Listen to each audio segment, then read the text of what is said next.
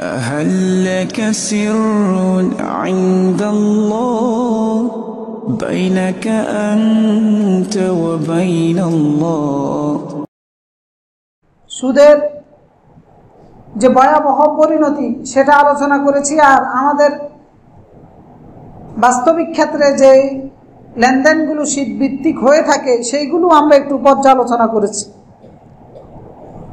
তো কয়েকজন ভাই পরামর্শ দিয়েছেন যে আমরা গত আলোচনায় যে সুদের পরিচয় বা সুদের যে মূলনীতি আলোচনা করেছি এটা অনেকের কাছে একটু অস্পষ্ট রয়ে গেছে। তো সেজন্য আমরা আজকে আরেকটু রিপিট করব, তবে খুবই সংক্ষিপ্তভাবে। তো রিপিট করতে গিয়ে আমরা সুদ হয় বা মূলনীতি সুদ লেনদেনের ক্ষেত্রে যেভাবে হয় সেটা আমরা দুইটা বাক্যের মাধ্যমে বুঝাবো।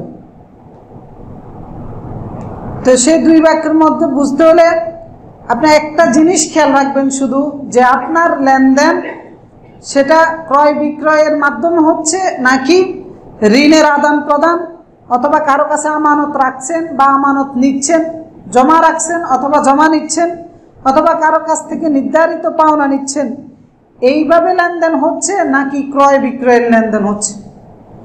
যদি ঋণের আদান প্রদান হয়ে থাকে, আমানতের আদান প্রদান হয়ে থাকে, অথবা জমা রেখেছেন সেটা তুলে নিচ্ছেন, এই রকম যদি হয়ে থাকে, অথবা আপনার নির্ধারিত পাওনা জমা রাখেন নাই, নির্ধারিত পাওনা আদায় করে নিচ্ছেন, যদি এইগুলো হয়ে থাকে তাহলে এখানে কোনো ধরনের বেশকম চলবে না। ঋণ, আমানত, জমা, পাওনা, এখানে যে কোনো ধরনের বেশকম করলেই সেটা সুদের মধ্যে অন্তর্ভুক্ত হয়ে যাবে। একদম সহজ সিম্পল হিসাব। এবার আপনি কোনো ব্যাংকে যান, কোনো ব্যক্তির কাছে যান, কোনো গোষ্ঠীর কাছে যান, গিয়ে দেখেন যে আপনার তার সাথে চুক্তিটা কিসের হচ্ছে, সেটা কি ক্রয় বিক্রয়ের হচ্ছে নাকি এই ঋণের আদান প্রদান হচ্ছে, অথবা পাওনা নিচ্ছেন বা দিচ্ছেন, অথবা আপনি তার থেকে জমা রাখতেছেন অথবা নিচ্ছেন, এরকম হচ্ছে কিনা। তো এরকম হলে বেশকম হলেই আপনি বুঝবেন যে সেটা কি সুদ। সেখানে বেশি আসবে যেটা সেটাই সুদের অন্তর্ভুক্ত হয়ে যাবে। এটা বুঝতে তো কারো কোনো সমস্যা হচ্ছে না। এরপরে দ্বিতীয় সেক্টর হচ্ছে ক্রয় বিক্রয়। ক্রয় বিক্রয়ের ক্ষেত্রে আপনাকে দেখতে হবে কিসের ক্রয় বিক্রয় আপনি করতেছেন। তা আমরা সেখানে বলেছিলাম যে ক্রয় বিক্রয় আমরা কিসের করি, কেনা বেচা কিসের মাধ্যমে হয়, টাকা দিয়ে পণ্যের কেনা বেচা হয়, হ্যাঁ তাহলে সুদ হবে না। অর্থাৎ ভোগ্যপণ্য দিয়ে যদি মুদ্রার বিনিময় হয় সেটা সুদ হবে না। আপনি দোকান থেকে যা কিছু কিনতেছেন, আপনি দিচ্ছেন 10 টাকা, পণ্য নিচ্ছেন 11টা, মনে করেন 10 টাকা দিচ্ছেন, 10 টাকা দিয়ে আপনি 11 কিলো চাউল নিলেন, তো সংখ্যার দিক থেকে তো বেশ কম হয়েছে। বেশ হতে পারে, কম হতে পারে, টাকার বিনিময়ে যত ভোগ্যপণ্যের বিনিময় হবে সেগুলোতে সুদ হবে না ক্রয় বিক্রয়ের ক্ষেত্রে। আরেকটা সিম্পল হিসাব হয়, ভোগ্যপণ্যের বিনিময়ে আপনি ভোগ্যপণ্য দিয়ে করবেন, ভোগ্যপণ্যের বিনিময়ে আপনি ভোগ্যপণ্য দিয়ে করবেন। কিরকম? চালের বিনিময়ে আপনি চাল দিয়ে করতেছেন, এখানে যদি বেশ কম করেন সুদ হয়ে যাবে। অর্থাৎ ভোগ্যপণ্য একই জাতীয় এবং একই শ্রেণীর যদি হয়, চাল একই জাতীয় এবং চালের মধ্যে আরও যত রকম আছে এগুলো সবগুলো একই জাতীয় এবং একই শ্রেণী, সবগুলো চালের অন্তর্ভুক্ত। তো একই জাতীয় এবং একই শ্রেণী যদি হয় ভোগ্যপণ্য, সেখানেও বেশ কম হলে সুদ হবে। যদি ভোগ্যপণ্য একই জাতীয় এবং ভিন্ন শ্রেণীর হয় তাহলে বেশ কম হলে সুদ হবে না। যেমন চাল দিয়ে আপনি ডালের বিনিময় করতেছেন, বেশ কম হলে সুদ হবে না। কিন্তু চাল দিয়ে যদি একসময় 10 কেজি চাল নিলেন একজনের কাছ থেকে, পরে ফেরত দিতে গিয়ে 10-12 কিলো দিলেন, তাহলে সুদ হয়ে যাবে। অথবা আপনি পোলাওর চাল দিলেন 10 কিলো, সিদ্ধ চাউল নিলেন 8 কিলো, সুদ হবে কিনা? হবে, কারণ একই জাতীয় এবং একই শ্রেণী, কারণ এগুলো চালের অন্তর্ভুক্ত। তো এগুলোর ক্ষেত্রে রাসূলুল্লাহ পদ্ধতি শিখিয়ে দিয়েছেন। একজন সাহাবী এসেছেন খেজুর নিয়ে রাসূলুল্লাহর দরবারে, তো রাসূল জিজ্ঞেস করলেন কীভাবে, কোত্থেকে আনছো? আর বলতেছে যে আমাদের কাছে যে খেজুর ছিল সেগুলো একটু নর্মাল মানের ছিল, সেটা 2 কেজি ছিল, 2 সাহা ছিল, ওইটা দিয়ে ভালো মানের 1 সাহা নিয়ে এসছে। রাসূলুল্লাহ বললেন যে না, এটাই তো সুদ, কারণ একই জাতীয় এবং একই শ্রেণীর, সব উভয়টাই খেজুর। তো পরে রাসূলুল্লাহ বললেন, তোমার কাছে যেটা ছিল এটা বিক্রি করে ওই বিক্রি করা টাকা দিয়ে খেজুর কিনে নিয়ে আসলে সুদ হবে না। তো তার মানে আপনার যদি একই জাতীয় ভোগ্য পণ্যের মধ্যে বেশ কম করে বিক্রি আদান প্রদান করতে চান, তাহলে একটা বিক্রি করে বিক্রয় মূল্য দিয়ে আরেকটা কিনবেন। আর যদি শ্রেণী ভিন্ন হয় তাহলে সুদ হবে না। চাল দিয়ে ডালের হতে পারে, চাল দিয়ে তেলের হতে পারে, অন্য কোনো। এরপরে আরেকটা হচ্ছে টাকা দিয়ে টাকার ক্রয় বিক্রয়। সেটাও সহজ হিসাব। এক দেশের টাকা দিয়ে এক দেশের টাকা যদি ক্রয় বিক্রয় করেন, বেশ কম করলেই সুদ হবে। এক দেশের টাকা দিয়ে যদি আরেক দেশের টাকা ক্রয় বিক্রয় করেন, তাহলে বেশ কমে সুদ হবে না। একদম সহজ।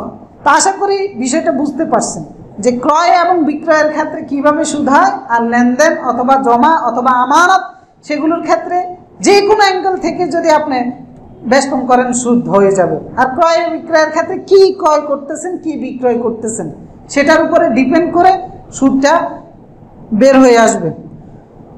তো এখন আমরা বলেছিলাম যে গত সপ্তাহে আমরা আলোচনা করেছিলাম সুদের পরিণতি নিয়ে আলোচনা করেছিলাম। এখন সুদ থেকে বিরত থাকার জন্য আমাদের যে করণীয় সেইগুলোর উপরে আমরা আজকে আলোচনা করব। আর সুদ থেকে আমাদের কেন বিরত থাকতে হবে, কারণ গত সপ্তাহে আমরা আলোচনা করেছি সকল ধরনের সুদ ভিত্তিক লেনদেনের যে এটার সাথে সম্পৃক্ত হবে এর উপর আল্লাহ লানত, রাসূলুল্লাহ সাল্লাল্লাহু আলাইহি ওয়াসাল্লামের লানত। এখন কারো যদি এই সাহস থাকে যে আল্লাহ এবং তার রাসূলের লানত আমি বহন করতে পারবো, আমার এই সাহস আছে, দুঃসাহস আছে, তাহলে উনি নির্দ্বিধায় সুদের সাথে থাকতে পারেন, আল্লাহরও কোনো আপত্তি নেই। তো এই জন্য আল্লাহ লানত থেকে, রাসূলুল্লাহ লানত থেকে বাঁচার জন্য সুদ থেকে দূরে থাকতে হবে। সুদের সাথে সম্পৃক্ত ব্যক্তিকে আল্লাহ তাআলা পাগল বলেছেন, উন্মাদ বলেছেন, শয়তান তাকে পাগল করে দিয়েছে। সুদের সাথে লেনদেনকারী ব্যক্তিকে রাসূলুল্লাহ বলেছেন জেনাকারী ব্যক্তির চেয়েও জঘন্য, জেনাকারী ব্যক্তির চেয়েও জঘন্য। লেনদেনে সম্পৃক্ত সুদের সাথে যে ব্যক্তি আল্লাহ এবং তার রাসূলের সাথে সশস্ত্র সংগ্রামে লিপ্ত, ফাআযানু বিহারবিন, হার্ব মানে লড়াই না, হার্ব মানে একদম সরাসরি যুদ্ধাস্ত্র নিয়ে যুদ্ধে লিপ্ত হওয়া। সুদের সাথে যে ব্যক্তি প্রত্যক্ষ অথবা পরোক্ষভাবে জড়িত, ওই ব্যক্তি সরাসরি আল্লাহ এবং তার রাসূলের সাথে যুদ্ধে লিপ্ত। এরপরে দুইটা শাস্তি, দুইটা পাপের শাস্তি আল্লাহ তাআলা আখিরাতে দেন না, শুধু দুনিয়াতেও দিয়ে থাকেন। একটা হচ্ছে সুদের, আর একটা হচ্ছে পিতামাতার অবাধ্য হওয়া। পিতামাতার অবাধ্য, পিতামাতাকে যে কষ্ট দিবে সে দিন শেষে ওইটা ফেরত পাবেই পাবে, এতে কোনো সন্দেহ নেই। হুবহু পেতে পারে অথবা ভিন্নভাবেও পেতে পারে। আরেকটা হচ্ছে যে সুদের সাথে সম্পৃক্ত থাকবে সে এটার শাস্তি দুনিয়াতে পাবেই, আর আখিরাতেরটা আল্লাহ তাআলা চাইলে মাফ করবেন অথবা মাফ করবেন না, কিন্তু দুনিয়াতে সে এটার বিনিময়ে পাবে। তো সুতরাং এই জঘন্য পাপ থেকে আমাদেরকে বেঁচে থাকার জন্য যে বিষয়গুলো আমাদের লক্ষ্য রাখতে হবে, বা এই মহাপাপ থেকে আমরা কিভাবে বেঁচে থাকতে পারি, এই বিষয়গুলোর উপর আজকে আমরা আলোচনা করব। কিন্তু আলোচনার পূর্বে একটা বিষয়, যে আমাদের অনেকেরই মনের মধ্যে একটা মন মানসিকতা এমন হয়ে গেছে যে চাইলেও কোনোভাবে বিরত থাকা সম্ভব নয়। মানে এইরকম একটা প্রবণতা আমাদের সামাজিকভাবে, পারিবারিকভাবে এবং পারিপার্শ্বিক সমস্ত ব্যবস্থাপনাগুলোর কারণে আমরা মনে মনে সবাই ঠাঁই করে নিয়েছি যে যতই চেষ্টা করি না, এটা থেকে বাঁচা সম্ভব নয়। এই অজুহাত দেখিয়ে আমরা সুদের সাথে লেনদেন করে যাচ্ছি। তা আসলে কি বিষয়টা এমন যে বাঁচা সম্ভব নয়? কারণ আল্লাহ রাব্বুল আলামিন বলেছেন লা ইউকাল্লিফুল্লাহু নাফসান ইল্লা উসআহা। আল্লাহ বান্দার কাছে অসম্ভব হয় এরকম কোনো কিছু আল্লাহ বান্দার উপরে চাপিয়ে দেন না। তা আল্লাহ যেহেতু বলেছে সুদ থেকে বিরত থাকার জন্য, যে ব্যক্তি বলবে যে এটা বিরত থাকা সম্ভব নয়, তাহলে বাটপার কে? আল্লাহর কোরআন? কে? যে ব্যক্তি বলেছে সম্ভব নয় ওই ব্যক্তি বাটপারি করতেছে। কারণ আল্লাহর কথা কি মিথ্যা? আল্লাহ তাআলা বলতেছে যেটা সম্ভব নয় এটা আল্লাহ তাআলা বান্দার উপরে চাপিয়ে দেন না, তার মানে এটা অবশ্যই সম্ভব। আর আমাদেরকে আল্লাহ রাব্বুল আলামিন এমন একটা জীবন ব্যবস্থা দেন নাই যে জীবন ব্যবস্থাটা অনুসরণ করতে গিয়ে, মানতে গিয়ে আমরা অচল অবস্থায় পড়ে যাব, আমরা ঠেকে যাব কারো কাছে। অন্যের কাছ থেকে দ্বারস্থ হতে হবে, অথবা ইসলামী শরিয়া থেকে বের হয়ে অন্য কারো নিয়ম নীতি আমাদেরকে নিতে হবে। এইরকম জীবন ব্যবস্থা আল্লাহ তাআলা কি আমাদেরকে দিয়েছেন? দেন নাই। আল্লাহ তাআলা বলেছেন ওয়ামা জাআলা আলাইকুম ফিদ-দীনি মিন হারাজ। আল্লাহ তাআলা এই দ্বীনের মধ্যে, অর্থাৎ এই ইসলামী জীবন ব্যবস্থার মধ্যে আল্লাহ তাআলা অচল অবস্থা বলতে কিছুই রাখেন নাই। সব জায়গায় বিকল্প ব্যবস্থা আল্লাহ তাআলা রেখেছেন। যেখানে আপনি ঠেকে যাবেন সেখানে বিকল্প পথ অটোমেটিকলি উন্মুক্ত হয়ে যাবে। অটোমেটিকলি আপনি নামাজ দাঁড়িয়ে পড়তে পারেন না, বসে পড়েন, বসে পড়েন না শুয়ে পড়েন।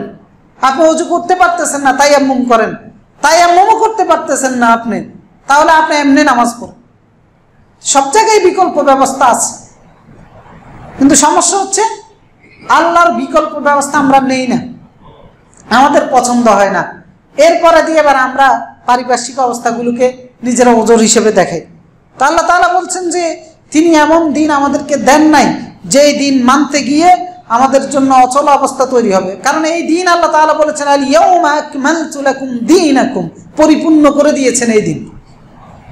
ওয়া আতমামতু আলাইকুম নি'মাতি, এই পরিপূর্ণ দিনের মধ্যে আল্লাহ নিয়ামত ঢেলে দিয়েছেন।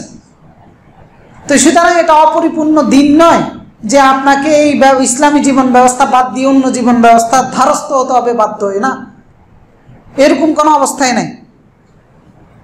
তো এখন বলে, তাহলে একটা প্রশ্ন আসে যে তাহলে সুদ কি পুরোপুরি নিশ্চিহ্ন করা বা পুরোপুরি নির্মূল করা সম্ভব কিনা? হ্যাঁ, এটা সম্ভব নাও হতে পারে, কিন্তু এটার থেকে আমি চাই আপনি অমুক আপনি তমুক বিরত থাকা সম্ভব। পুরোপুরি নির্মূল করা সম্ভব নাও হতে পারে। এই দুনিয়াতে কুফরি যারা করে যাচ্ছে, এই কুফরি পুরোপুরি নির্মূল করা কি আমাদের পক্ষে সম্ভব হয়েছে? তো তাই বলে কি আমি কুফরি করব? এই 800 কোটি মানুষ, এর মধ্যে প্রায় 600 কোটি মানুষে কাফির, এরপর 200 কোটি হচ্ছে মুসলমান। তো 800 কোটি মানুষের মধ্যে 600 কোটি মানুষ কাফের হওয়ার কারণে কুফরি নির্মূল হওয়া সম্ভব নয়, বিদায় আমাকেও কুফরি করতে হবে বা আমাকেও কুফরির সাথে সম্পৃক্ত থাকতে হবে। তো কাজে এই অজুহাতগুলো আসলেই কোনো অজুহাত না। সুদ পুরোপুরি নিশ্চিহ্ন করা সম্ভব নয় আন্তর্জাতিকভাবে এবং রাষ্ট্রীয়ভাবে, কিন্তু আমি ব্যক্তিগতভাবে, আমার পারিবারিকভাবে, সামাজিকভাবে সুদকে নির্মূল করা, নিশ্চিহ্ন করা সম্ভব। রাষ্ট্রীয়ভাবে সম্ভব নয় হয়তো, অথবা আন্তর্জাতিকভাবে সম্ভব নয়, ওয়ার্ল্ড ইকোনমিক যে সিস্টেম সেটার কারণে হয়তো বা আন্তর্জাতিক সম্ভব নয়, কিন্তু আমি ব্যক্তিগতভাবে তো বিরত থাকা সম্ভব। মনে করেন যে আমরা অনেক রোগ আছে না যেগুলো আমরা নির্মূল করা অসম্ভব, তো তখন কি আমরা রোগকে বলি আসো তোমাকে স্বাগত জানাই, তার সাথে কি কোলাকুলি করেন?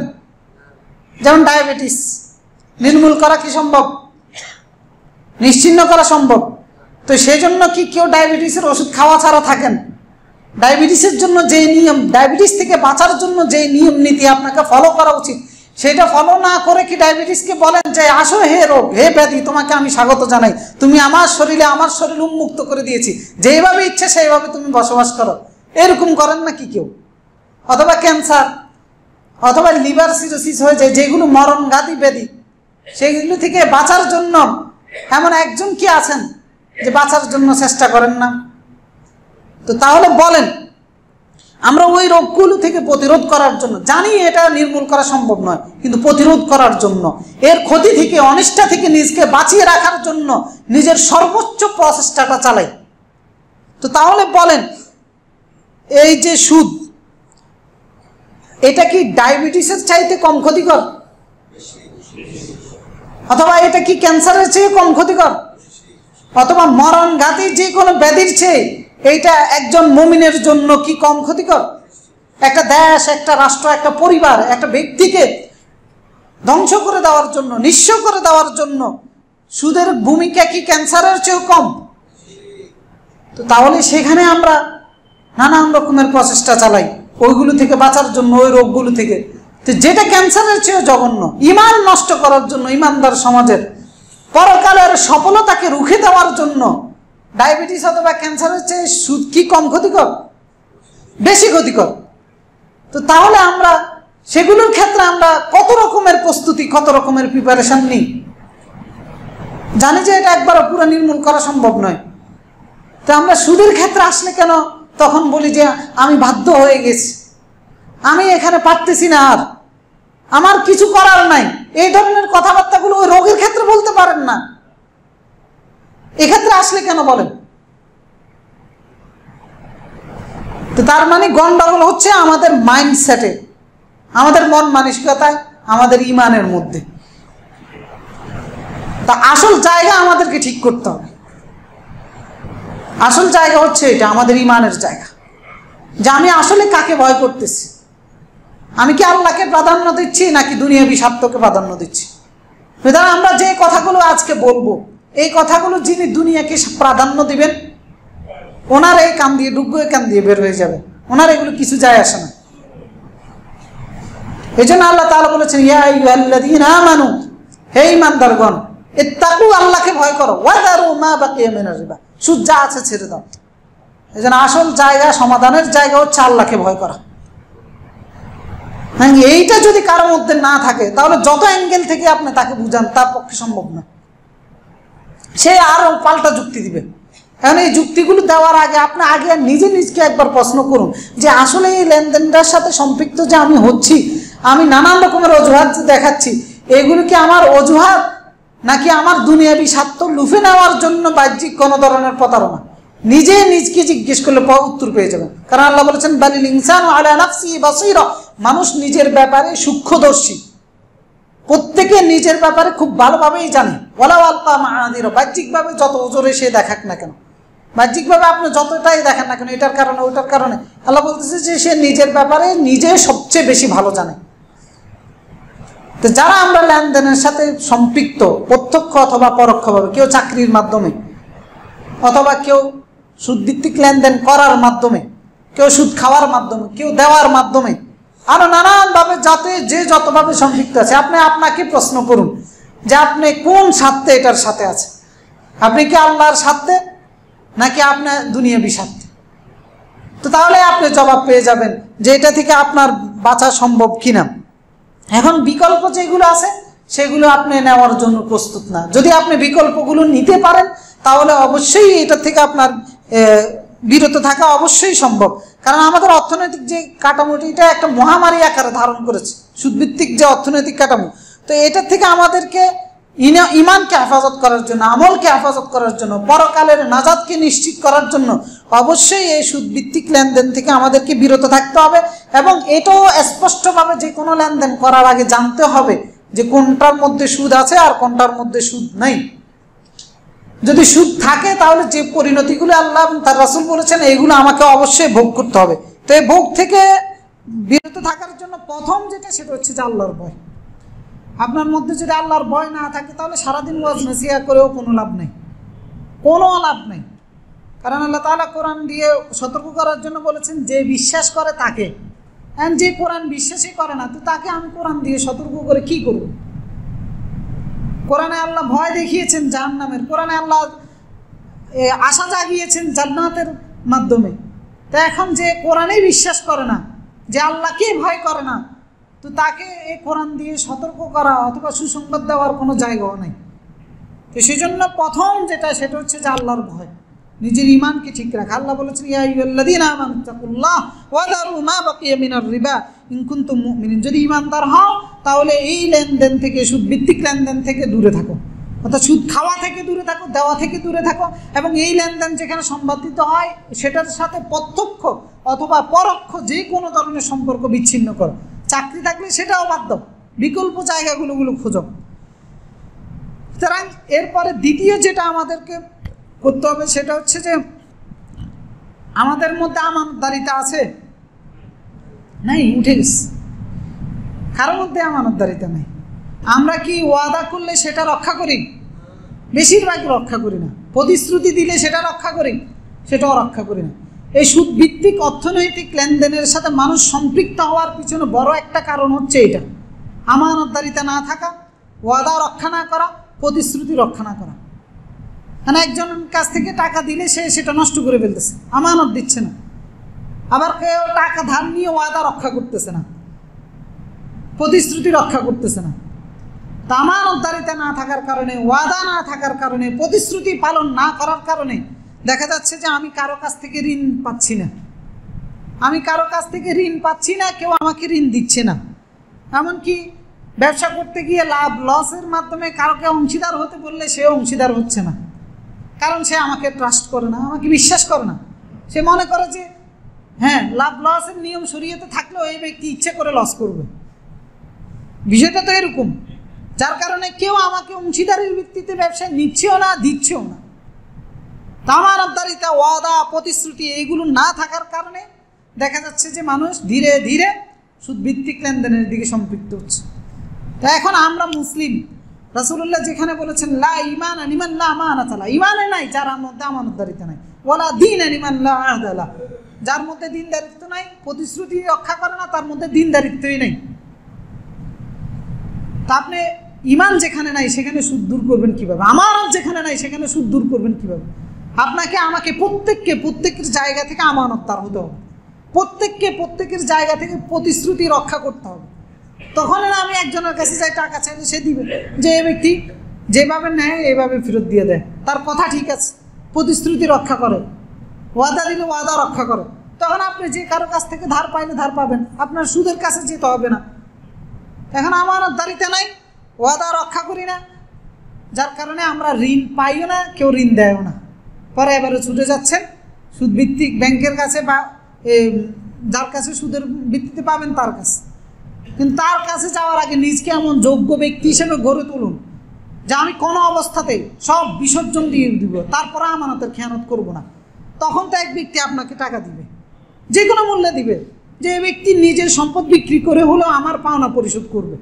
এই বিশ্বাস যদি আপনি কাউকে দিতে পারেন, সে তো আপনার কাছে আমানত রাখবে, আপনাকে দিবেও, এমন দিচ্ছেও। 10-15 বছর আগে আমরা তো গ্রামে বড় হয়েছি, আমরা গ্রামও দেখছি সবাই একজন আরেকজনের পাশে থাকতো, এভাবে ঋণ দিয়ে সহযোগিতা করতো। কিন্তু এখন আর কেউ দেয় না, টোটালে দেয় না। 10-15 বছর আগেও মানুষ এটা দিয়েছে, কারণ দিন দিন মানুষের কাছ থেকে আমানতদারিতা উঠে গেছে। মানুষ দিন দিন থেকে প্রতারণা শুরু করেছে, বিভিন্ন সমবায় প্রতিষ্ঠান বিভিন্ন রকমের ব্যবসা বাণিজ্য খুলে মানুষের টাকা মেরে দিচ্ছে, হাতিয়ে নিচ্ছে, ভালো ভালো মানুষেরা এগুলো করে যাচ্ছে। তো যার কারণে কেউ আর এই ঋণ দেয় না, সবাই এখন সুদের মধ্যে পড়ে। এরপরে দিয়ে এবার আপনি বলতেছেন যে আমি বাধ্য হচ্ছি না। আপনি নিজকে একবার জিজ্ঞেস করলেন না যে তোমার মধ্যে আমানতদারিতা আছে কিনা, তুমি ওয়াদা রক্ষা করো কিনা? তো যদি সেই রকম আমানতদার হতে পারতাম, ওয়াদা রক্ষা করতে পারতাম, তাহলে আমাদের সুদভিত্তিক লেনদেন করা লাগতো না। হ্যাঁ, আরেকজন মুমিনের কাছে গিয়ে আমি টাকা ধার পেতাম, যে কোনো সময় সহযোগিতা পেতাম। এরপরে তৃতীয়ত হচ্ছে আমরা কর্জে হাসানা সম্পর্কে একদম সম্পূর্ণ বেখবর। কর্জে হাসানাটা কি? অর্থাৎ কাউকে উপকার করার জন্য আপনি তাকে ঋণ দেওয়া, এই যে সেটাও আমানতের অন্তর্ভুক্ত। আমরা এখন এইটা যাদের সামর্থ্য আছে তারা এই আমলটা টোটালি করেন না। মনে করেন যে টাকা মেরে দিবে, আচ্ছা মেরে দিল, আপনার কোনো লস আছে না? আপনার তো কোনো লস নাই। আপনার কোনো লস আছে? কোনো লস নাই। এরপর যাদের ব্যাপারে আপনার বিশ্বস্ততা আছে, যে ব্যক্তি টাকা মেরে দেয় না, ওই ব্যক্তিকে তো আপনি কর্জে হাসানা দিতে পারেন। কিন্তু আমরা নিয়ে বিনিয়ে পাশ কেটে চলে যাই। তো কর্জে হাসানার যে সিস্টেম শরিয়া রেখেছে, এটা আপনি করদ হিসাবে দিচ্ছেন, ঋণ হিসাবে দিচ্ছেন, অথচ এটার যে ফজিলত, দান সাদাকার চেয়েও বড় ফজিলত এটার মধ্যে আছে। তা আমরা সেই আমলটা কেন করি না? কারণ এটা সম্পর্কে সম্পূর্ণ বেখবর। যেখানে আল্লাহ তাআলা বলেছেন মান যাল্লাযী ইউকরিদুল্লাহ করদান হাসানা, এমন কে আছে যে আল্লাহকে কর্জে হাসানা দিবে, অর্থাৎ দিবেন আরেকজন ব্যক্তিকে। আল্লাহ বলতেছে আল্লাহকে দেওয়া। আপনি আমাকে 5 লক্ষ টাকা ধার দিলেন, আর আল্লাহ তাআলা বলতেছেন যে আমাকে দেন নাই, আল্লাহকে ধার দিয়েছেন। মান যাল্লাযী ইউকরিদুল্লাহ করদান হাসানা, তা আল্লাহ বলতেছেন ফায়ুদাইফাহু লাহু আদআফান কাসীরা। তাহলে আল্লাহ তাআলা সেই ঋণের বিনিময় তার জন্য আরো বহু গুণে বাড়িয়ে দিবেন। অর্থাৎ কাউকে করজ দিচ্ছেন, সেটার মাধ্যমে আল্লাহ তাআলা আপনার সম্পদ আরো বাড়িয়ে দিবেন। এক ডবল নয়, দুই ডবল নয়, বহু গুণে। এরপরে বলতেছে আল্লাহু ইয়াকবিদু ওয়া ইয়াবসুত, বাড়ানোর ক্ষমতা আল্লাহর আছে নাকি নাই? কমানোর ক্ষমতা আছে নাকি নাই? আল্লাহু ইয়াকবিদু ওয়া ইয়াবসুত ওয়া ইলাইহি তুরজাউন, বারাক বা না বারাক তোমরা তো আল্লাহর কাছেই ফিরত যাবা। তো কর্জে হাসানা সমাজ থেকে পুরো উঠে গেছে। কর্জে হাসানাও যদি থাকতো তাহলেও অনেক মানুষ সুদের সাথে সম্পৃক্ত হতো না। যাদের সামর্থ্য আছে তারা তো কর্জে হাসানা দিতে পারেন, যার যেভাবে সামর্থ্য আছে ওইভাবে দিতে পারেন। কেউ অসুস্থ হলে তাকে সুস্থতার জন্য ধার দিতে পারেন, ব্যবসা করার জন্য ধার দিতে পারেন। তো সেইগুলো তো এই আমলটা উঠে যাওয়ার কারণে দেখা যাচ্ছে যে মানুষ কর্জে হাসানা বাদ দিয়ে, অন্যের কাছ থেকে ঋণ নেওয়া বাদ দিয়ে মানুষ ছুটে যাচ্ছে কোথায়? সুদের উপরে টাকা নেওয়ার জন্য। তো যাদের সামর্থ্য আছে তারা তো এটার জন্য দায়ী। সুদভিত্তিক অর্থনীতির দিকে মানুষকে ঠেলে দেওয়ার জন্য যাদের সামর্থ্য আছে তারা কিন্তু এটার জন্য দায়ী। এজন্য আপনাদের যাদের বিশ্বাস হয়, বিশ্বাসযোগ্য মনে হয়, এইরকম ব্যক্তিদেরকে কর্জে হাসানা দিয়ে এই সুদটা সমাজ থেকে দূর করার ক্ষেত্রে ভূমিকা রাখা যায়। এরপরে 4 নাম্বার হচ্ছে ঋণগ্রস্ত ব্যক্তিকে অবকাশ না দেওয়া। দেখা যাচ্ছে একজনকে ঋণ দিয়েছি, সে যে কোনো কারণবশত সেটা পরিশোধ করতে পারতেছে না, তখন তার উপরে নানান রকমের অত্যাচার, জুলুম, নির্যাতন করি। তো যার কারণে মানুষ দেখা যায় যে ওই ব্যক্তির কাছ থেকে টাকাই নেয় না, সে সুদের কাছে ছুটে যায়। তো ঋণগ্রস্ত ব্যক্তিকে, যাকে আপনি ঋণ হিসেবে দিয়েছেন, সে যদি সময় মোতাবেক দিতে না পারে তো তাহলে তাকে একটু অবকাশ দেওয়া, এটাও ফজিলতপূর্ণ আমল, অনেক বড় একটি আমল। এই জন্য আল্লাহ তাআলা সুদ ছেড়ে দিয়ে আল্লাহ তাআলা মুমিনদেরকে নির্দেশ দিলেন যে ওয়াইন কানা যু উসরা, যদি ঋণগ্রস্ত ব্যক্তি হয়ে যায়, অসচ্ছল ব্যক্তি হয়ে যায়, কঠিন পরিস্থিতির মধ্যে পড়ে থাকে যে তোমার টাকা পরিশোধ করতে পারতেছে না, ফানাযিরাতুন ইলা মাইসারা, তাহলে তাকে সচ্ছল হওয়া পর্যন্ত অবকাশ দাও। ওয়ান তাসাদদাকু হুয়া খায়রুল লাকুম, আর যদি সাদকা করে দিয়ে দিতে পারো তাহলে সেটা তোমার জন্য আরও কল্যাণকর। তো ঋণগ্রস্ত ব্যক্তিকে অবকাশ না দেওয়াটাও সুদ বেড়ে যাওয়ার একটা কারণ। অভাবী ব্যক্তিকে অথবা ঋণগ্রস্ত ব্যক্তিকে, যে অসচ্ছল, পরিশোধ করতে পারতেছে না টাইম মোতাবেক, এই ব্যক্তিকে যদি আপনি অবকাশ দেন তাহলে ফজিলতটা কি দেখেন। আপনি মনে করেন কাউকে 1 লক্ষ টাকা ধার দিলেন, প্রতিদিনে 1 লক্ষ টাকা দান করা কি কারো পক্ষে সম্ভব? অনেকের পক্ষে সম্ভব, যাদের অগণিত টাকা পয়সা আছে। না, আমাদের মতো ব্যক্তির কাছে কখনোই সম্ভব না যে প্রতিদিনে 1 লক্ষ টাকা দান করব। মানে এক ব্যক্তি আমার কাছ থেকে 1 লক্ষ টাকা দান নিল 1 মাসের জন্য, এখন সে 1 মাস চলে গেছে, পরিশোধ করতে পারে নাই। এখন সে বলতেছে যে আরও 1 মাস টাইম দিতাম। তাকে যে আরও 1 মাস টাইম দিলাম, প্রতিদিন 1 লক্ষ টাকা দান সাদাকা করার সওয়াব আমি পাচ্ছি। আপনার সম্ভব না কিন্তু একদিনে 1 লাখ টাকা দান করা, 1 কোটি টাকা দান করা সম্ভব নয়, 30 লক্ষ টাকা 1 মাসে দান করা সম্ভব নয়। না, আপনি 1 মাস অবকাশ দেওয়ার কারণে প্রতিদিন 30 লক্ষ টাকা, প্রতি মাসে আপনি 30 লক্ষ টাকা যেন দান সাদকা করলেন। সহিহ ইবনে মাজাহ 2418 নম্বর হাদিস, বুরাইদা ইবনুল হাসিব আল আসলামী রাদিয়াল্লাহু তাআলা থেকে বর্ণিত। তিনি বলতেছেন যে রাসূলুল্লাহ সাল্লাল্লাহু আলাইহি সাল্লাম বলেন, মান আনজারা মু'সিরান, যে ব্যক্তি কোনো অভাবগ্রস্ত ব্যক্তিকে, ঋণে পড়া অসচ্ছল ব্যক্তিকে অবকাশ দিবে, ফালাহু বিকুল্লি ইয়াউমিন মিথলু সাদাকা, সে যে পরিমাণে তাকে অবকাশ দিল তার জন্য ওই পরিমাণ প্রতিদিন সদকার সওয়াব। 1 লাখের দিলে আপনি প্রতিদিন 1 লাখ যেন দান সদকা করলেন, 2 লাখের জন্য দিলে প্রতিদিন যেন 2 লাখ করলেন। এরপর রাসূলুল্লাহ বলতেছেন যে ফালাহু বিকুল্লি ইয়াউমিন মিথলাইহি সাদাকা, এরপরে বললেন যে না না, 1 ডবল না, 2 ডবল সওয়াব। মানে 1 লাখের আপনি যেন 2 লাখ করে দান করলেন প্রতিদিন। 1 লাখ টাকার জন্য কাউকে একদিনের অবকাশ দিয়ে আপনি যেন প্রতিদিন 2 লক্ষ টাকা দান করলেন, 2 লক্ষ টাকা দান সদকা করলেন। রাসূলুল্লাহ বললেন যে ক্বাবলা আন ইয়াহিল্লাদ দাইন, যতদিন সে এই ঋণ পরিশোধ করতে না পারবে ততদিন তার আমলনামায় এই সওয়াব যেতে থাকবে। মানে একদিনের অবকাশ দিয়ে আপনি দেখেন 5 লক্ষ টাকা হাওলা দিয়ে আপনি 10 দিনে পেয়ে যাচ্ছেন 50 লক্ষ টাকার সওয়াব। না, 50 লক্ষ না, 1 কোটি টাকা দান করার সওয়াব। তো সম্ভব কারো পক্ষে? এই জন্য অবকাশ দেওয়া এটা কত বড় একটা আমল, কত বড় একটা সুযোগ একজন মানুষকে অবকাশ দিই। কিন্তু এই অবকাশ না দেওয়ার কারণে, মানুষ অবকাশের সুযোগ না পাওয়ার কারণে সুদের কাছে ছুটে যায়। দেখা যাচ্ছে আপনার ঋণ পরিশোধ করতে পারতেছেন, আপনি চাপ দিচ্ছেন, সে ব্যক্তি আবার সুদের উপরে কারো কাছ থেকে টাকাটা নিয়ে আপনারা দিয়ে দিচ্ছে। এরকম হচ্ছে না? এরকম হচ্ছে। তো সুতরাং এই যে আমরা সবাই দাঁড়াই গেছি কোনো না কোনোভাবে সুদভিত্তিক অর্থনীতির যে জোয়ার আমাদের সমাজে বহমান, এটার পিছনে আমাদের প্রত্যেকেরই কোনো না কোনোভাবে ভূমিকা রয়েছে এবং প্রত্যেকেরই কোনো না কোনোভাবে এইটা প্রতিরোধ করার ভূমিকা আছে, কিন্তু সেই ভূমিকাটা আমরা কার্যকরভাবে রাখি না। তা আমরা রাখলে এইভাবে রাখতে পারতাম। এইভাবে যদি রাখতাম তাহলে আমাদের এই সুদভিত্তিক অর্থনীতির দিকে আমরা দূরে থাকতে পারতাম। এরপর রাসূলুল্লাহ সাল্লাল্লাহু আলাইহি ওয়াসাল্লাম আরেক হাদিসের মধ্যে বলেছেন, যে ব্যক্তি কাউকে অবকাশ দিবে আল্লাহ তাআলা কিয়ামতের দিন আরশের নিচে তার জায়গা করে দিবেন। আরেক হাদিসে বলছেন যে কিয়ামতের ময়দানে আল্লাহ তাআলা তাকে অবকাশ দিবেন, অর্থাৎ তার যে অপরাধগুলো আছে সেগুলো মার্জনা করে আল্লাহ ক্ষমা করে দিবেন তাকে। তো দেখেন, আপনি একজনকে টাকা ধার দিয়ে আপনি কত ফজিলতটা পাচ্ছেন এবং তাকে অবকাশ দিয়ে টাইম বাড়ানোর কারণে কি ফজিলত আপনি পাচ্ছেন। তো দেখেন, সুদভিত্তিক অর্থনীতির কারণে এই ফজিলত থেকেও আমরা বঞ্চিত হচ্ছি, এরপর মানুষ তো তার সুদভিত্তিক পাপের দিকে চলেই যাচ্ছে।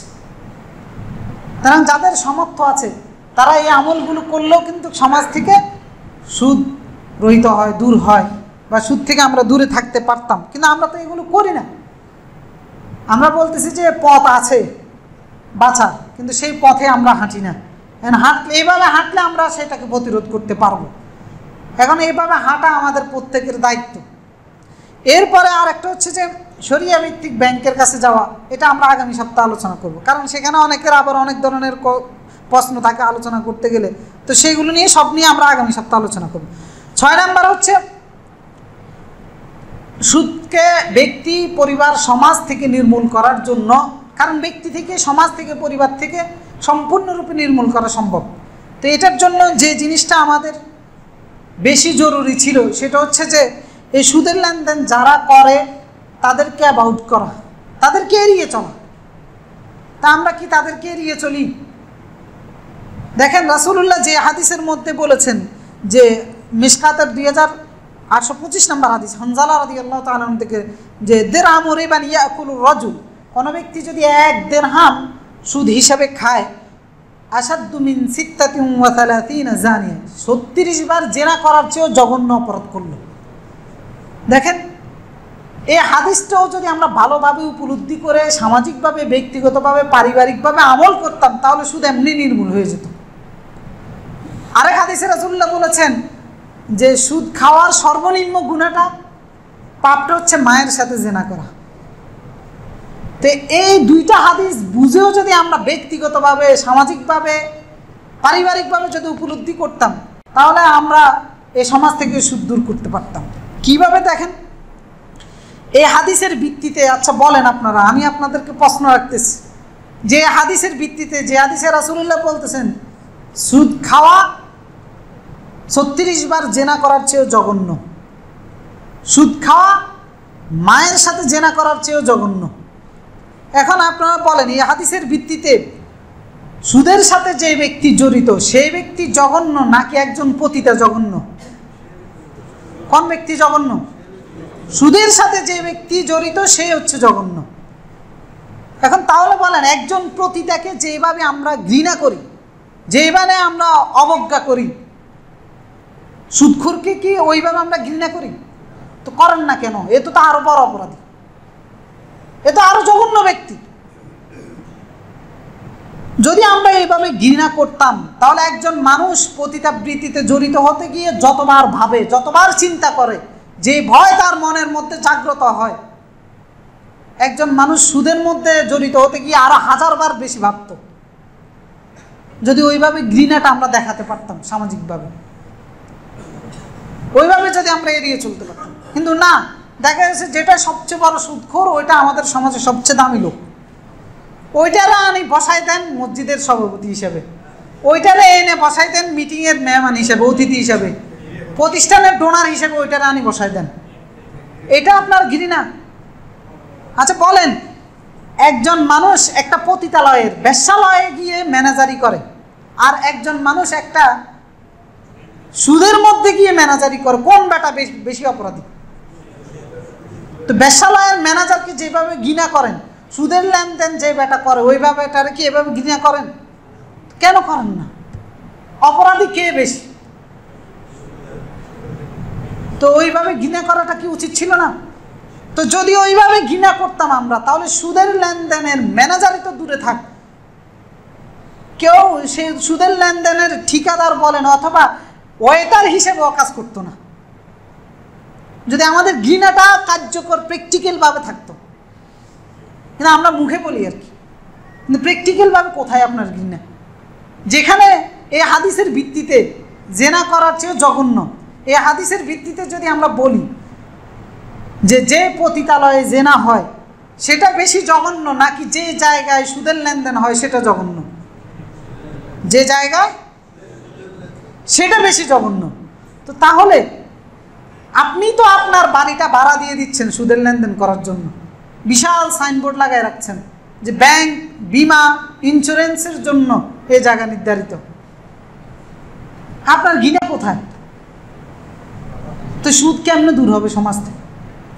আপনি বলতেছেন আমি সুদ খাবো না, সুদ দেবো না, আমি সুদের সাথে নাই, আমি ঘৃণা করি, আবার জায়গা বিল্ডিং রেডি করে এরপরে বলতেছেন যে আসো আসো তোমরা আসো আমার এইখানে তোমাদের এই কাম করো, আর অথচ যেই কাজটা আপনি পতিতালয়ের জন্য দিবেন না। কেউ যদি এসে বলে আপনার বিল্ডিংয়ের এই ফ্লোরটা পতিতালয়ের জন্য ভাড়া দেন, দিবেন? তো তাহলে এটার চেয়েও জঘন্য পাপ যেখানে হয় সেটার জন্য দিচ্ছেন। তা আমরা যদি এই প্র্যাকটিক্যাল কার্যকরভাবে ঘৃণা দেখাতে পারতাম, তাহলে বাংলার জমিনে কেউ সুদের লেনদেন করার জন্য জায়গা খুঁজে পেত না, কেউ খুঁজে পেত না। তো জায়গা আপনি দিচ্ছেন, করে দিচ্ছেন আপনি, আবার এদিক দিয়ে বলতেছেন সম্ভব না। মানে আজীব এক চরিত্র আমাদের। এই হাদিসটার উপরে আমল করলেও সুদ এই সমাজ থেকে দূর হয়ে যায়। এই একটা হাদিসে পারে সুদ থেকে দূর করে। কোনো ব্যক্তি এই হাদিসটাকে উপলব্ধি করলে সে কখনো চাকরিও করবে না এই লেনদেনের সাথে, কারণ এটা কত বড় জঘন্য অপরাধ, মায়ের সাথে জেনা করা। আপনি একটা ভেসালয়ে যান, সেটা তো এত বড় পাপ নয়। আপনি একটা ভেসালয়ের জন্য জায়গা ভাড়া দেন, সেটা এত বড় পাপ নয়। কিন্তু এই হাদিসের ভিত্তিতে দেখেন কত বড় পাপ আমরা করে যাচ্ছি, কোনো চেতনা আমাদের নাই, কোনো উপলব্ধি আমাদের নাই, একবার আমরা চিন্তাও করি না। সুতরাং সুদকে সমাজ থেকে যদি আমাদেরকে দূর করতে হয়, তাহলে আমাদেরকে এইভাবে ভাবতে হবে, এবং এইভাবে ভেবে আমাদের কর্ম, আমাদের ঘৃণা সব কিছু দিয়ে আমাদেরকে অ্যাভয়েড করতে হবে, সব কিছু দিয়ে প্র্যাকটিক্যাল। আপনার হয়তো লেনদেনে জড়িত না, কিন্তু আপনার ঘৃণাটা থাকতে হবে প্র্যাকটিক্যালভাবে, কার্যকরভাবে। আপনার ঘৃণাটা আপনি মুখে বললে হবে না, মুখে বলতেছেন আর ওই দিক দিয়ে সব সহযোগিতা করে যাচ্ছেন, তো এইটা তো ঘৃণাও নয়, বরং এটা একটা আরেকটা প্রতারণা। এবার 7 নম্বর, সামাজিকভাবে সুদের সাথে যারা জড়িত এদেরকে সম্মান না করা, এদেরকে সম্মান। এই যে ডাক্তার ইউনূস, তার কত সম্মান, অথচ সে আন্তর্জাতিকভাবে সুদের প্রতিষ্ঠা করেছে। তো তার সম্মান দেখে অবুঝ মুসলিমরা ওই সম্মানের পিছনে দৌড়াচ্ছে না, আমরাই তো তাকে সম্মান দিচ্ছি। এইরকমভাবে আরও যতগুলো সুদী ব্যাংক আছে, এটির মালিক সবটি সুদখোর না? ওইটি সব দিয়ে তো সমান অপরাধী। তো ওইগুলোরই তো আপনি কত সম্মান দিয়ে আপনার বাড়িতে আনতেছেন, খাওয়াচ্ছেন, বিয়ের অনুষ্ঠানে দাওয়াত দিচ্ছেন, কতভাবে মূল্যায়ন করে যাচ্ছেন। তো এখন এই সুদের লেনদেনের জন্য শুধু কি সেই দায়ী? আপনি আমি দায়ী নই, আমরা সবাই দায়ী, প্রত্যক্ষ অথবা পরোক্ষভাবে। তো সুদখোরের আবার কিসের সম্মান? আপনি সুদখোরকে কেন বসাচ্ছেন সম্মানিত জায়গায়? আরো কয়েক বছর আগে, 5-10 বছর আগে গ্রামে মানুষ চিহ্নিত করতো এটা সুদখোর, দূরে থাকতো মানুষ, থুতু মারতো। আর এখন আজ তো সেটাও নাই, ওইটারে আনি বড় চেয়ারটা দেয় সব জায়গায়। যারা শুধুমাত্র টাকা দিয়ে টাকা গ্রামীণ ছোটখাটো ভাবে সুদ খায় এরকম না তো, যতগুলো সুদী ব্যাংক আছে এরা সবগুলোই তো সুদখোর। তো এদেরকে তো আপনারা গ্রামেরটারে যেভাবে অসম্মান করেন, এদেরকে তো এইভাবে অসম্মান করেন না। এদেরকে তো বিভিন্ন জায়গায় বসে আরো গর্বের সাথে বলেন অমুক ব্যাংকের অমুক তমুক, এরপরে আমাদের এটা ওটা গর্ব করে বলেন। তো ওইগুলোরও তো আমাদেরকে আসলে মানে এই যে সামাজিকভাবে বয়কট করা, সুদের থেকে দূরে থাকার জন্য, এই সমাজ থেকে দূর করার জন্য, আপনার ব্যক্তি পরিবার সমাজ থেকে আপনি সুদ কীভাবে দূর করবেন যদি এদেরকে এভাবে বয়কট না করেন? তো সেজন্য আমাদের মুখে নয় কার্যকরভাবে দেখাতে হবে যে আমরা আসলে সুদ চাই না, সুদের সাথে আমরা থাকতে চাই না, এবং এই লেনদেন থেকে আমরা দূরে থাকতে চাই। এরপর 8 নাম্বার হচ্ছে কোনো কাজকে ছোট মনে না করা। হালাল কাজগুলোকে ছোট মনে করে সবাই হারাম কাজের দিকে ঝুঁকে যাচ্ছেন, যে এগুলো অধিকাংশই দেখা যাচ্ছে সুদ ভিত্তিক। এই জন্য কোনো কাজকে ছোট মনে না করা, হালাল ইনকাম সোর্স সেটা যেটাই হোক না কেন ওইটার সাথে নিজকে সম্পৃক্ত রাখা, যে কোনো ধরনের হালাল শ্রমকে ছোটভাবে না দেখা। এখন যার ইমানের জোর বেশি তার পক্ষে এটা সম্ভব। সমাজ যেটাকে অসম্মান মনে করে তারপরেও সে সেটাকে আঁকড়ে ধরে, কারণ এটা আল্লাহ পছন্দ করেন। আর সমাজ যেটাকে বা শরীয়ত যেটাকে হারাম মনে করে, সামাজিকভাবে সেটা সম্মানিত হওয়ার কারণে ইমানের জোর না থাকার কারণে ওই ব্যক্তি হারামের সাথে সম্পৃক্ত হয়ে যায়। তো সুতরাং আমাদেরকে হালাল যে কোনো পরিশ্রমের কাজ যে সেটা যেটাই হোক, দারোয়ানগিরি হতে যেটা হোক, ওইটার সাথে ওইটাকে গ্রহণ করা, ওটার সাথে নিজকে সম্পৃক্ত রাখা এবং সেটাকে ছোট করে না দেখা। কারণ রাসূলুল্লাহ সাল্লাল্লাহু আলাইহি ওয়াসাল্লাম বলতেছেন, আপনি হয়তো মনে করতেছেন ব্যাংকের ম্যানেজার হলে বেশি টাকার মালিক হতে পারবেন, দারোয়ান হলে অথবা টলিতে করে ব্যবসা বাণিজ্য করলে বেশি টাকার মালিক হতে পারবেন না। বিষয়টা এমন নয়। আপনার জন্য যদি ধনী হওয়া বা যেটার মালিক হবেন এটা বরাদ্দ করা থাকে, আপনি সেটা হবেন, এতে কোনো সন্দেহ নেই। এখন হওয়ার প্রক্রিয়া দুইটা, একটা হচ্ছে হালাল আর একটা হচ্ছে হারাম। এইটার ক্ষেত্রে আল্লাহ স্বাধীনতা দিয়ে দিয়েছেন। আপনি চাইলে হালালভাবে হতে পারেন, চাইলে হারামভাবেও হতে পারেন। এখন এইটা আপনার চয়েস করার বিষয়। এই জন্য রাসূলুল্লাহ সাল্লাল্লাহু আলাইহি ওয়াসাল্লাম বলেছে, আইয়ুহান নাস, হে মানুষ, ইত্তাকুল্লাহ, আল্লাহকে ভয় করো, ওয়াজমিলু ফিত তলব, উপার্জন করার ক্ষেত্রে তোমরা সুন্দর পন্থা অবলম্বন করো। কারণ ফাইন্না নাফসান লান তামুতা হাত্তা তাস্তাওফি রিজকাহা, কারণ কোনো ব্যক্তি মৃত্যুবরণ করবে না তার জন্য বরাদ্দ করা রিজিক শেষ করা ছাড়া। ওয়াইন আবাত্তা আনহা, যদিও সে ওই রিজিকের ব্যাপারে গাফেল থাকে, উদাসীন থাকে, তারপরেও সেটা শেষ করা ছাড়া সে এখান থেকে যাবে না, যত উদাসীন থাকুক। এরপর রাসূলুল্লাহ বলতে ফাত্তাকুল্লাহ, অতএব আল্লাহকে ভয় করো, ওয়াজমিলু ফিত তলব, রিজিক অন্বেষণের ক্ষেত্রে সুন্দর পন্থা অবলম্বন করো। সেটা কি? খুযু মা হাল্লা, আল্লাহ যে পন্থাগুলো হালাল করেছেন সেটা দিয়ে তালাশ করো। ওয়াদাউ মা হারুমা, যেটা আল্লাহ হারাম করেছেন সেটা ছেড়ে দাও। সেটা যত সহজেই হোক না কেন, সেটা যত আকর্ষণীয় হোক না কেন, ওইটা ছেড়ে দাও। যেটা আল্লাহ হালাল করেছেন ওইটাকে ধরো, ওইটা যত কঠিন মনে হোক, তোমার জন্য যেটা বরাদ্দ আছে সেটা ওইভাবে আসবে। কারণ অসংখ্য দৃষ্টান্ত আছে, সময় সংক্ষিপ্ত যার কারণে বলতে পারতেছি না। আপনারা দেখবেন, ইউটিউবে গেলে দেখবেন চা বিক্রি করে কোটিপতি হয়ে গেছে। 8-10 বছর বিক্রি করেছে, কোনো বিক্রি না, হঠাৎ করে ভাইরাল হয়েছে, দূর দূরান্ত থেকে মানুষ এসে প্রতিদিন চা বিক্রি করে আর পায় না, প্রতিদিন 30,000-40,000 টাকা ইনকাম। আবার অনেকে হাঁস বিক্রি করে, অনেকে মুরগি বিক্রি করে, অনেকে ডিম বিক্রি করে, আবার অনেকে ফুটপাতে ঝালমুড়ি বিক্রি করে 1 লক্ষ-1.5 লক্ষ টাকা কামায়। আপনারা ইউটিউবে গেলে এগুলো দৃষ্টান্ত দেখবেন। ফুচকা বিক্রি করে 1 লক্ষ-1.5 লক্ষ টাকা কামায়। কারণ আল্লাহ লিখে রাখছে এই ব্যক্তির জন্য এই রিজিক, সেটা সময়ের ব্যবধানে তার কাছে আসবেই আসবে, যে কোনো পন্থা। এখন এই হালাল বা হারাম বেছে নেওয়ার ক্ষমতা আপনার কাছে আছে। হ্যাঁ না, কোনটা দিয়ে নিবেন সেটা আপনার কাছে, আল্লাহ ছেড়ে দিয়েছে।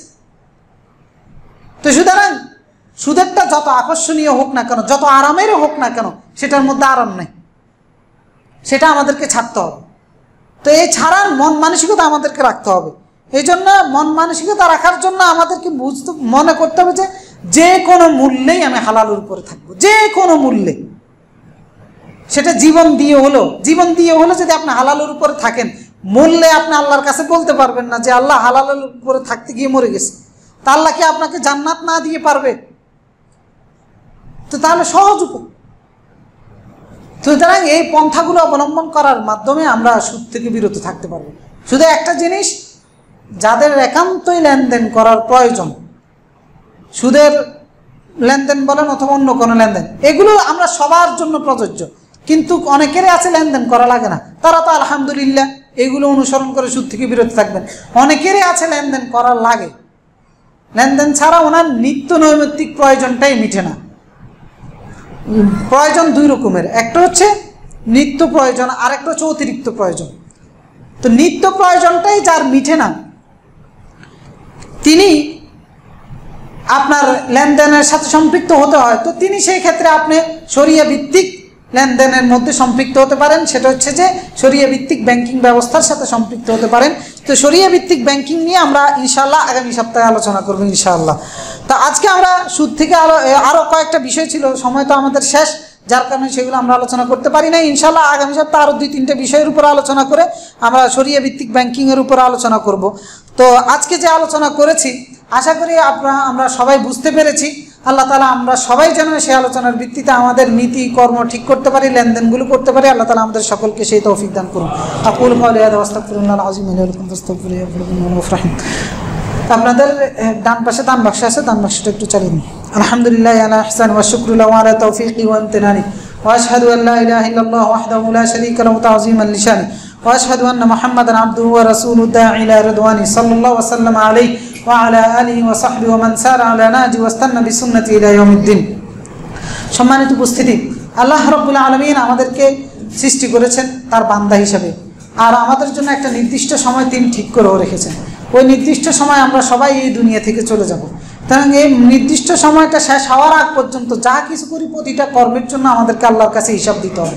তো সেই জন্য আমাদের সেই হিসাবের ক্ষেত্রে হিসাব সহজ হওয়ার জন্য, আল্লাহর কাছে নাজাত পাওয়ার জন্য সবচেয়ে বেশি জরুরি সেটা হচ্ছে যে আল্লাহর ভয়। আল্লাহর ভয় যদি আমাদের মধ্যে না থাকে তাহলে কোনোভাবেই আল্লাহর আদেশ এবং নিষেধ আমাদের পক্ষে পালন করা সম্ভব নয়। এই জন্য প্রতিটা কাজে কর্মে আল্লাহর ভয় আমাদের মধ্যে থাকতে হবে, যে আল্লাহ আমাকে এটার জন্য শাস্তি দিতে পারেন, আল্লাহ আমাকে এটার জন্য পুরস্কারও দিতে পারেন। সুতরাং আল্লাহর শাস্তিকে ভয় করা, আল্লাহর কাছে পুরস্কার পাবো এই আশায় আল্লাহর আদেশ নিষেধ পালন করে যাওয়া, এটাই হচ্ছে একজন মুমিনের দায়িত্ব। বাকিটা ইনশাআল্লাহ আল্লাহ রাব্বুল আলামিনের হাতে। সুতরাং মুমিন হিসাবে, মুত্তাকি হিসাবে পরিচয় দেওয়ার জন্য আমাদেরকে অবশ্যই আল্লাহর আদেশ এবং নিষেধের আনুগত্য আমাদেরকে প্রতিটা অবস্থায়, প্রতিটা ক্ষেত্রে, প্রতিটা জায়গায় আমাদেরকে করতে হবে। আল্লাহ তাআলা আমাদের সকলকে সেই তাকওয়া এবং আল্লাহর ভয় নিয়ে যেন আমাদের জীবন পরিচালনা করতে পারি সেই তৌফিক, যোগ্যতা, ঈমান আমাদের সকলকে দান করুন। আল্লাহুম্মা আইজ্জিল ইসলাম ওয়াল মুসলিমিন ওয়া খুযুলিশ শিরকা ওয়াল মুশরিকিন ওয়া